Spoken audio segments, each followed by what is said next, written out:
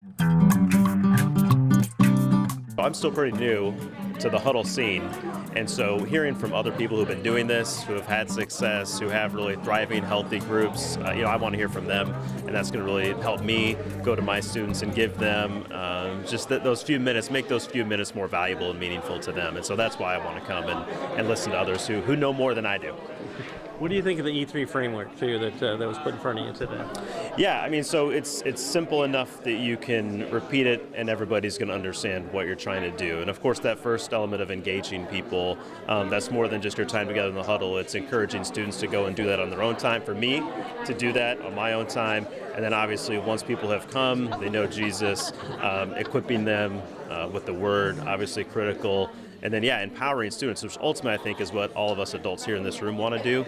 We want the students to feel confident and secure in their faith to go and share that with their peers. Mm-hmm. And what's your encouragement, what's your challenge for somebody to get involved from a leadership perspective for in their town, in their community or on a team, whatever it might be? Yeah, well, this may not be the perfect answer, but this is simple. It's, do you care about students, and do you love Jesus? And the tools are there for you. The resources are easy, they're quick, they're available, and so it's really about your heart for people. And if you've got that, the other stuff is kind of taken care of for you, and so you can just go love on the kids, and it's as simple as that. I'd never heard of E3 before, so learning that first you have to start by engaging people. You can't, like my pastor says, hit them with a fire hose immediately. You've got to get them interested, especially the non-believers, and then you can start to equip them to live their life for God. How does this embolden you, to be a willing witness, whether it's an environment in the hallway or sitting down in the huddle at Fulton? Being around people who could talk about their experiences at their schools and how you have to be bold and stand up for what you want to help other people gain.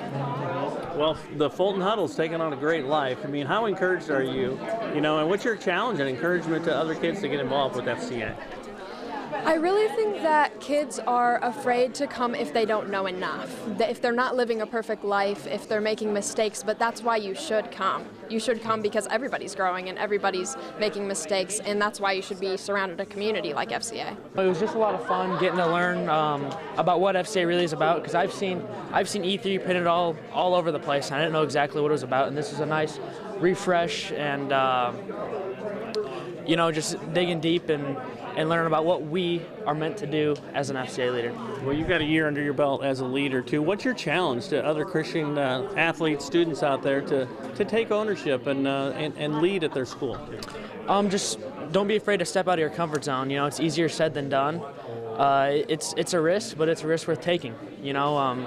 I find it comforting that I know that I have God at my back and that nothing is impossible. So just remembering that I have that greater power behind me and going out and being bold. Have you seen some fruit, from the marketplace that is a high school, your high school, your teammates, that kind of stuff? 100%. When you show them Christ's love, they'll show it back, and they'll, showing that will grow a deeper relationship for themselves with Christ.